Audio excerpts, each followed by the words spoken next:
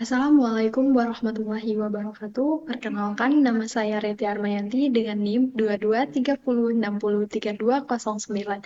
Pada video kali ini, saya akan mereview dua jurnal sebagai tugas UAS mata kuliah analisis laporan keuangan syariah dengan dosen pengampu Ibu Lydia Desiana SE MSI. Baik, jurnal yang pertama yang saya review adalah ini. Judulnya adalah Analisis Kinerja Keuangan Bank Syariah dengan Metode Ekonomi Value Added. Nama jurnal Al-Intaj, Jurnal Ekonomi dan Perbankan Syariah, volume 9 nomor 1, halaman 67-75, tahun terbit 2023 dengan jumlah halaman 10. Penulis Yeni Aulia Siagian, Zuhrinal M. Nawawi, dan Laila Syafina. Tujuan dari penelitian ini adalah untuk menganalisis dan merinci kinerja keuangan PT Bank Muamalat Indonesia dari tahun 2016 hingga 2021 dengan menggunakan metode ekonomi value added atau EVA, serta untuk mengetahui apakah bank tersebut mampu menciptakan nilai tambah ekonomis bagi perusahaan dan stakeholder-nya. Metode penelitian. Penelitian ini menggunakan pendekatan kuantitatif deskriptif dengan data sekunder yang diperoleh dari laporan keuangan PT Bank Muamalat Indonesia periode 2016 sampai 2021 dari website resmi Bank Muamalat.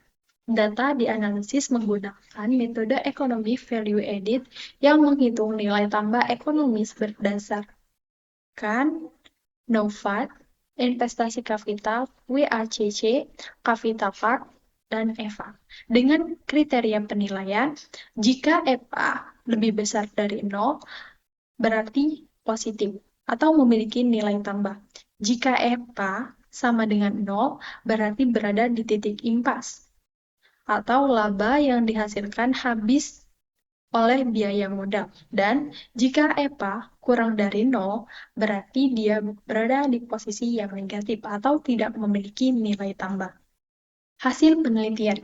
Hasil penelitian ini menunjukkan bahwa PT Bank Muamalat Indonesia unggul dalam hal menciptakan nilai tambah ekonomis pada tahun 2016, 2018, 2019, 2020, dan 2021. Selain itu, perusahaan mampu meningkatkan pendapatan sekaligus menekan biaya bank, yang menunjukkan bahwa nilai EPA untuk periode tersebut positif. Namun, pada tahun 2017, PT Bank Muamalat Indonesia tidak dapat membatasi biaya bank atau menghasilkan nilai tambah ekonomi. Selain itu, dapat dikatakan bahwa perhitungan kinerja keuangan bank dengan menggunakan metode ekonomi value added atau EPA lebih berhasil. Strategi EPA diperoleh dari memperhitungkan nilai modal pada bank. Secara umum, meskipun terjadi penurunan dan fluktuasi pada rasio keuangan tradisional, ROA, ROE, dan NVF, metode EPA menunjukkan kinerja ekonomis yang tetap positif selama beberapa periode penelitian. Kelebihan. Penelitian ini memiliki kelebihan.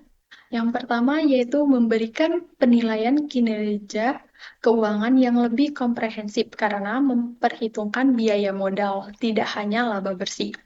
Yang kedua, menggunakan data time series sehingga dapat menghasilkan tren kinerja keuangan selama beberapa tahun.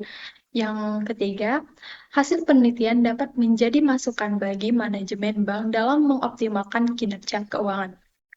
Kekurangan dari penelitian ini, yang pertama yaitu penilaian hanya fokus pada satu bank, yaitu PT Bank Muamalat Indonesia, sehingga generalisasi hasilnya terbatas. Kedua, tidak membandingkan hasil ekonomi value added atau EPA dengan bank syariah lain atau dengan metode analisis lain secara mendalam. Yang terakhir, tidak membahas faktor eksternal yang mempengaruhi fluktuasi nilai EPA, misal kondisi ekonomi atau kebijakan regulasi. Baik, jurnal yang kedua yaitu ini. Judulnya adalah Analisis Penilaian Kesehatan Bank dengan menggunakan metode RGEC, Risk Profit, Go Corporate Governance, Earning, dan Capital. pada Bank Umum Syariah Indonesia tahun 2017 hingga 2021. Nama jurnal Al-Intaj Jurnal Ekonomi dan Perbankan Syariah, volume 9, nomor 1, halaman 14 hingga 33. Tahun terbit 2023 dengan jumlah halaman 21. Penulis Hermika Dayesi, Rafida, dan Erwin Saputra Siregar. Tujuan dari penelitian ini adalah untuk menilai tingkat kesehatan Bank Umum Syariah tahun 2017 hingga 2021 dengan menggunakan metode RGEC, serta untuk mengidentifikasikan kondisi kesehatan bank berdasarkan indikator yang ditetapkan oleh Bank Indonesia. Metode penelitian. Penelitian ini menggunakan pendekatan kuantitatif dengan analisis deskriptif yang bersumber dari laporan keuangan melalui situs resmi masing-masing Bank Umum Syariah dan OJK. Data yang digunakan dalam penelitian ini merupakan data sekunder yang diambil dari laporan keuangan Bank Umum Syariah selama periode 2017 hingga 2021.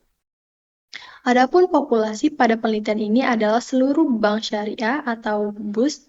Sampel dalam penelitian ini menggunakan sampel purposive sampling, kemudian dianalisis menggunakan mikroskop Excel dan rumus dalam rasio keuangan untuk menghitung indikator RGEC yang mencakup pengukuran rasio NVF, FDR, ROA, NIM, dan CARD.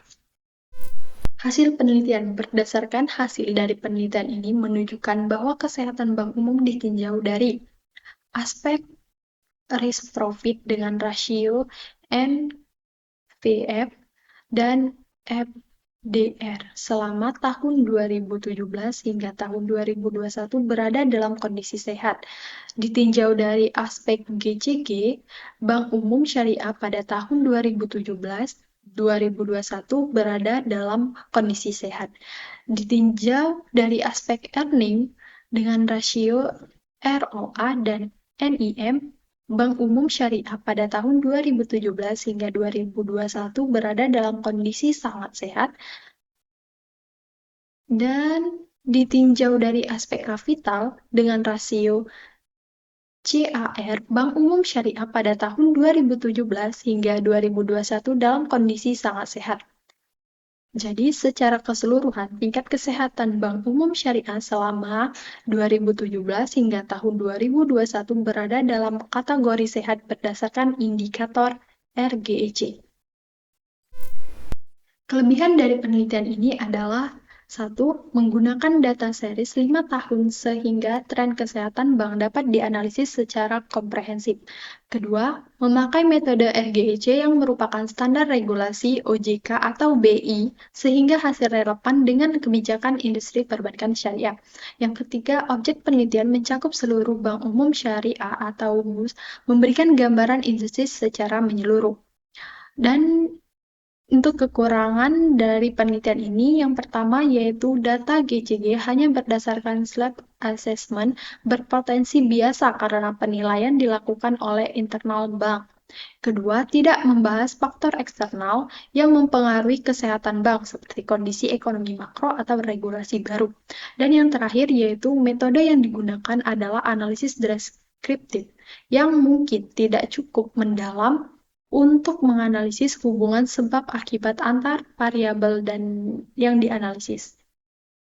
Baik, sekian video review jurnal dari saya. Saya ucapkan terima kasih. Wassalamualaikum warahmatullahi wabarakatuh.